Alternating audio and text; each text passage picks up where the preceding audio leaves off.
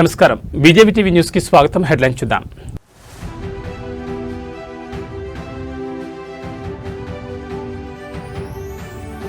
తెలంగాణ కొత్త గవర్నర్ గా శివప్రతాప్ శుక్లా, జిష్ణుదేవ్ వర్మ మహారాష్ట్రకు బదిలీ.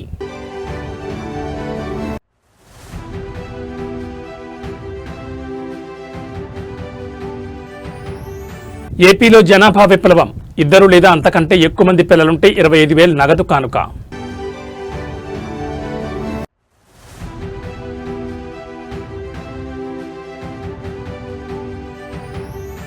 అలిపిరి నుంచి కాలినడకన తిరుమలకు, భక్తి పారవస్యంలో దేవర బ్యూటీ జాన్వీ కపూర్.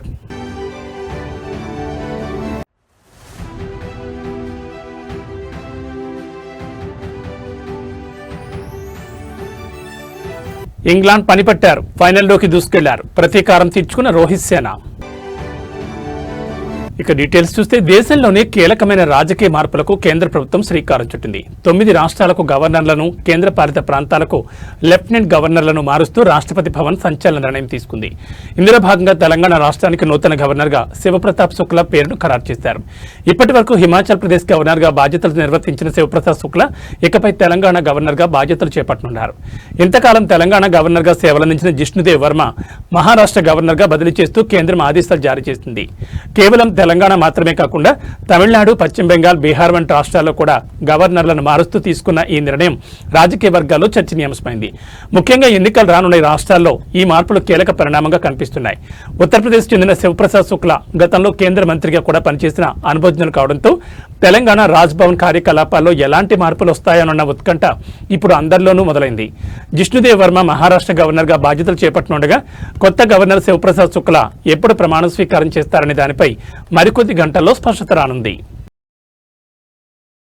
తెలంగాణ రాజకీయాల్లో మరో సంచలన మార్పునకు రంగం సిద్ధమైందా? గత 4 ఏళ్లుగా ఎదుర్కొంటున్న న్యాయపరమైన చిక్కుల నుంచి విముక్తి పొందిన తర్వాత కల్వకుంట్ల కవిత తన తదుపరి కార్యాచరణను ప్రకటించారు.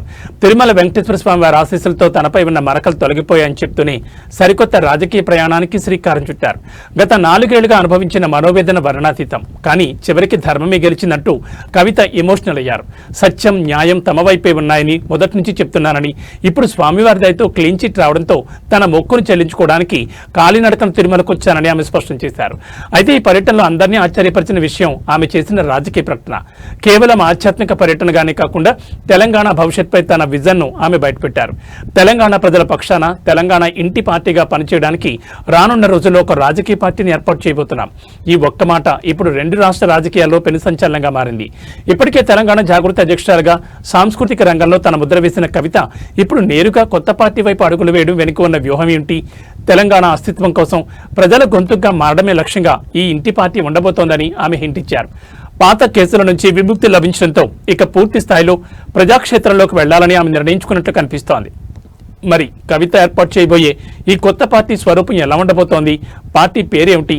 ఇది తెలంగాణ రాజకీయాల్లో ఎలాంటి సమీకరణలను మార్చిపోతోంది?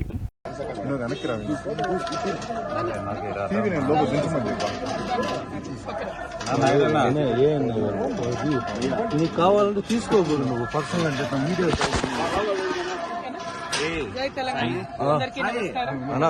నాకు రావట్లేదు. నేను గత 4 సంవత్సరాలుగా పడుతున్నటువంటి మనోవేదన ఆ స్వామివారి దయ వల్ల మరి కంప్లీట్ గా నేను ఏదైతే చెప్తూ వచ్చాను, సత్యం నా వైపు ఉంది, న్యాయం నా వైపు ఉంది, భగవంతుడు నా వైపు ఉన్నాడని చెప్తూ వచ్చాను. అదే నిజమని రుజువు చేస్తూ కంప్లీట్ గా కోర్టులో మరి క్లీన్ చీట్ రావడంతో స్వామివారికి కాలినడకన వచ్చి మొక్కు చెల్లించుకుంటానని అనుకున్నాను. దానికోసం ఇవాళ ఇక్కడికి రావడం జరిగింది. నిన్న కాలినడకన కొండకెక్కి ఈరోజు పొద్దున్నే స్వామివారి దర్శనం చేసుకోవడం జరిగింది. మరి అదేవిధంగా రాబోయే రోజులలో తెలంగాణ రాష్ట్రంలో తెలంగాణ ప్రజల పక్షాన తెలంగాణ ఇంటి పార్టీగా పనిచేయడానికి ఫ్యూచర్లో పొలిటికల్ పార్టీని కూడా పెట్టబోతా ఉన్నాను. కాబట్టి దానికి కూడా ఖచ్చితంగా స్వామివారి ఆశీస్సులు ఉంటాయి, దయ ఉండాలని చెప్పి కోరుకొని మరి వాళ్ళు దర్శనం చేసుకోవడం జరిగింది. నేను ఎప్పుడు తిరుమలకు వచ్చినా ఒకటే కోరుకుంటాను, తెలంగాణ రాష్ట్రం బాగుండాలి, తెలంగాణ ప్రజలు బాగుండాలి, ఆంధ్ర రాష్ట్రం బాగుండాలి, ఆంధ్ర ప్రజలు బాగుండాలి.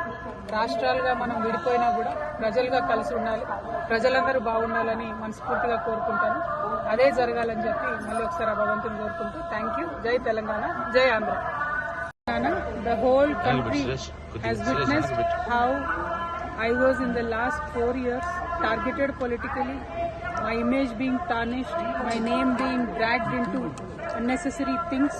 I've always said I am on the side of the truth, and I've always said I have divine blessings, and it has come true today after I've been honorably discharged from the Delhi liquor policy case. I have come to seek the blessings of Lord Balaji. I have climbed up all the 7 hills to reach him. I truly believe that when you are on the side of Satya and Dharma, God will definitely protect you. And soon, in a couple of months, I am also going to float a political party in Telangana. I am hoping Lord Balaji will bless me to serve the people of Telangana in a better manner. I would also like to seek the blessings of the people of the nation, because as a daughter of Telangana, I am making an effort to serve my people. But the entire nation has witnessed the way my name was tarnished and dragged into unnecessary things. So as a daughter of Telangana, I seek the blessings of the nation. Thank you.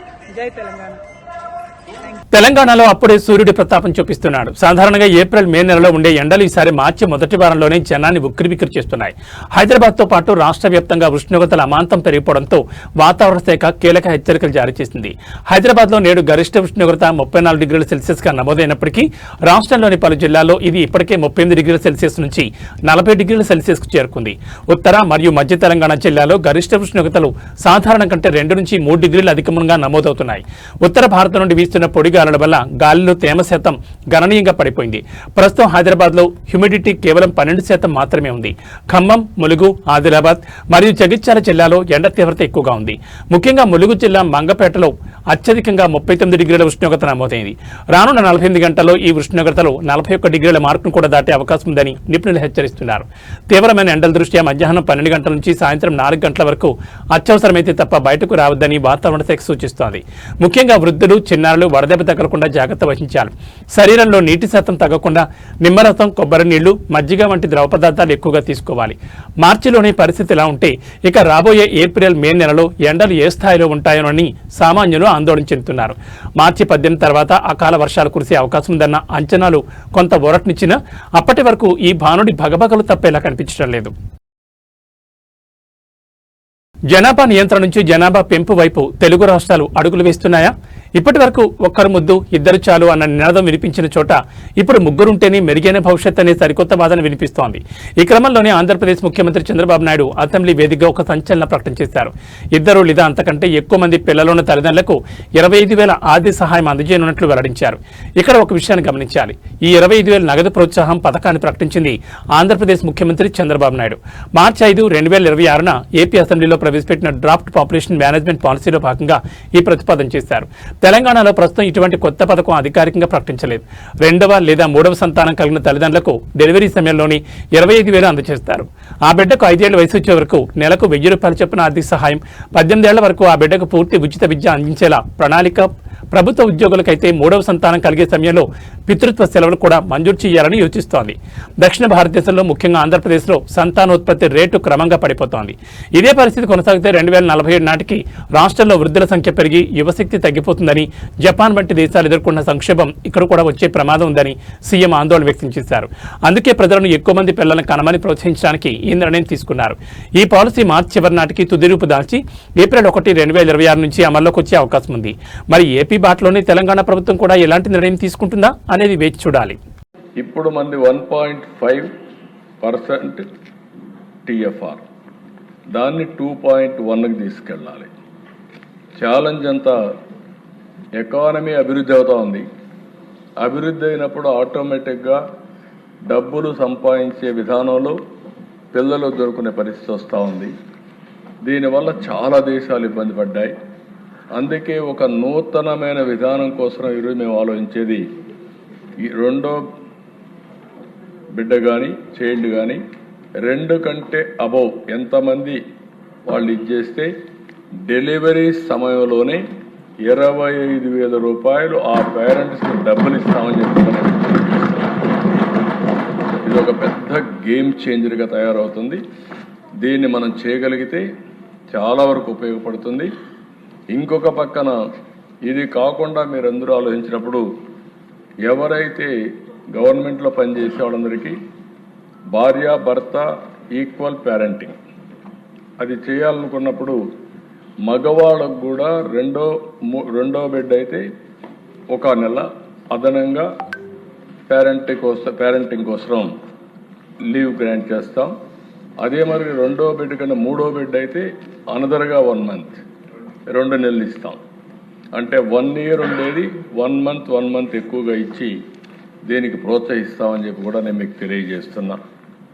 ఇది ఓవరాల్గా మీరు ఆంధ్రప్రదేశ్ రాజకీయాల్లో ఊహించని పరిణామం చోటు చేసుకుంది. TDP MLA Kolikapudi Srinivasarao తన సొంత ప్రభుత్వంపైనే కాకుండా గత ప్రభుత్వంపై కూడా సంచలన వ్యాఖ్యలు చేశారు. జగన్ ప్రభుత్వంలో నాపై ఒక్కరోజు కూడా దాడి జరగలేదు, నన్ను చంపడానికి ఎవరూ ప్రయత్నించలేదంటూ ఆయన చేసిన వ్యాఖ్యలు ఇప్పుడు రాష్ట్ర వ్యాప్తంగా చర్చకు దారితీస్తున్నాయి. అసలు కొలిక్పూడి ఇలా ఎందుకు అనాల్సి వచ్చింది? ఆయనకు సొంత పార్టీ నుంచే ముప్పు పొంచి ఉందా? ప్రస్తుత కూటమి ప్రభుత్వంలో తన ప్రాణాలకు రక్షణ లేదని, సొంత పార్టీ నేతలే తనను ఇబ్బంది పెడుతున్నారని కొలిక్పూడి ఆవేదన వ్యక్తం చేస్తున్నారు. గత వైసీపీ ప్రభుత్వ హయాంలో తాను తీవ్రమైన విమర్శలు చేసినప్పటికీ అప్పట్లో తనపై ఎలాంటి దాడులు జరగలేదని గుర్తు చేస్తూ ప్రస్తుత పరిస్థితిపై అసహనం వ్యక్తం చేశారు.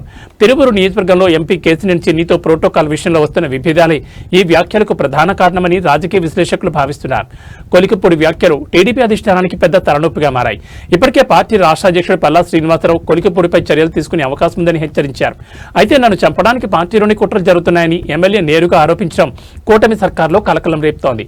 జగన్ ప్రభుత్వంలో క్షేమంగా ఉన్నానని చెప్పడం ద్వారా ఆయన తన అసంతృప్తిని పతాక స్థాయికి తీసుకెళ్లారు. మరి కొలిక్పూడి వ్యాఖ్యలపై టీడీపీ హైకమాండ్ ఎలా స్పందిస్తుంది? ఆయన అన్నట్టుగానే నిజంగానే ఆయనకు ప్రాణాలకు హాని ఉందా, లేక ఇది కేవలం రాజకీయ పైచేసి కోసం చేస్తున్న విమర్శల? వేచి చూడాలి. నా మీద కేసులు పెట్టారు. జగన్మోహన్ రెడ్డి గారి ప్రభుత్వం నా మీద ఎన్నో కేసులు పెట్టారు, అరెస్టు చేశారు, చాలా కేసుల్లో నోటీసు ఇచ్చి వదిలేశారు. కొన్ని కేసులు ఇప్పుడిప్పుడే మంగళగిరి కోర్టులో కొట్టేస్తున్నారు. కానీ ఏ రోజు కూడా జగన్మోహన్ రెడ్డి ప్రభుత్వం నా మీద దాడి చేయలేదు, దాడి చేయడానికి ప్రయత్నం చేయలేదు, నన్ను చంపడానికి ప్రయత్నం చేయలేదు. కానీ మొన్న నెమలి కళ్యాణోత్సవంలో ఎప్పుడైతే నేను పట్టు వస్త్రాలు సమర్పించి ఇంటికి వచ్చానో, వచ్చిన తర్వాత నిఘా వర్గాల ద్వారా నాకు తెలిసింది ఏంటంటే, తెలిసిన సమాచారాన్ని బట్టి నేను అడిగే ప్రశ్నలు ఏంటంటే, దేవాలయానికి వెళ్ళిన తర్వాత అతిలోక సుందరి శ్రీదేవి తనయ బాలీవుడ్ సెన్సేషన్ జాన్వీ కపూర్ మరోసారి తన భక్తిని చాటుకున్నారు. షూటింగులతో ఎంతో బిజీగా ఉన్న తిరుమల శ్రీవారిని దర్శించుకోవడం ఆమెకు ఒక ఆనవాయితీ. నిన్న రాత్రి జాన్వీ కపూర్ అలిపిరి వద్ద ప్రత్యేక పూజలు నిర్వహించి కాలినడకన సప్తగిరులను అధిరోహించారు. దీనికి సంబంధించిన విజువల్స్ ఇప్పుడు సోషల్ మీడియాలో వైరల్ అవుతున్నాయి. సంప్రదాయబద్ధంగా పసుపు రంగు దుస్తుల్లో మెరిసిపోయిన జాన్వీ అలిపిరి పాదాల మండపం వద్ద మోకాళ్లపై కూర్చుని భక్తి శ్రద్ధలతో కొబ్బరికాయ కొట్టి తన యాత్రను ప్రారంభించారు. లగ్జరీ కార్లు, విమానాల్లో తిరిగే సెలబ్రిటీ అయినప్పటికీ సామాన్య భక్తురాల్లా కాలినడకనే కొండ ఎక్కడంపై అభిమానులు ప్రశంసలు కురిపిస్తున్నారు. ఇటీవల విడుదలైన తన సినిమాల విజయం లేదా రాబోయే ప్రాజెక్టుల కోసం ఆమె ఈ మొక్కు తీర్చుకున్నట్టు తెలుస్తోంది. జాన్వీ కపూర్ కు తిరుమల అంటే కేవలం ఒక క్షేత్రం మాత్రమే కాదు, అది ఆమె తల్లి శ్రీదేవికి అత్యంత ఇష్టమైన ప్రదేశం. తల్లి మరణం తర్వాత ప్రతి పుట్టినరోజున లేదా ప్రతి ముఖ్యమైన సందర్భంలోనూ జాన్వీ తిరుమలకు రావడం చూస్తూనే ఉన్నాం. తిరుమల కొండపై నాకు ప్రశాంతత లభిస్తుంది, నా తల్లి జ్ఞాపకాలు ఇక్కడ సజీవంగా ఉన్నట్లు అనిపిస్తుందని గతంలో ఆమె పలుమార్లు పేర్కొన్నారు.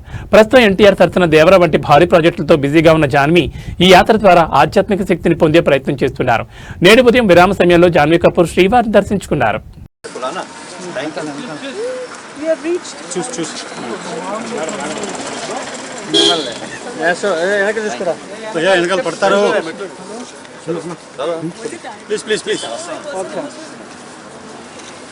అయ్యో వెనకాల స్టెప్ సార్. थैंक यू अन्ना. हो गया thank you Anna please request है अंबले అయిపోయింది లాస్ట్ అయిపోయింది. థ్యాంక్ యూ చెప్తున్నా అయిపోయింది అన్న. మీరే వచ్చేస్తున్నారు, మీరే వచ్చేస్తున్నారు. ఓ పట్టుకుంటే వెళ్ళిపోతాం మేము. ఆమె అర్థమన్నమంటాను, ఆమె అర్థమన్నమంటాను. బాబు 1 సెకండ్ మేడం, ఒక ఫోటో వచ్చేసి వెళ్ళిపోతాం మేడం. ఎందుకు రా